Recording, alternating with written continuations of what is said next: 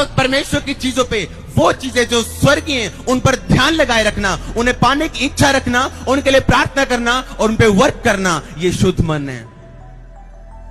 और परमेश्वर ने कहा, धन्य वो, आशीषित वो, ब्लेस वो, सुखी वो जिनके मन शुद्ध हैं, क्योंकि वो परमेश्वर को देखेंगे।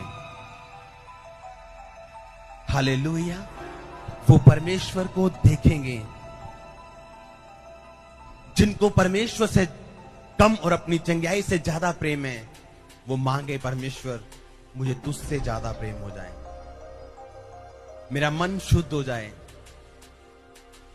जब आपका मन शुद्ध हो जाएगा, आप परमेश्वर को देखेंगे, यानी उसके कामों को देखेंगे, यानी उसके छुटकारे को आप देखेंगे, यानी आप देखेंगे कि परमेश्वर आपके साथ है। हर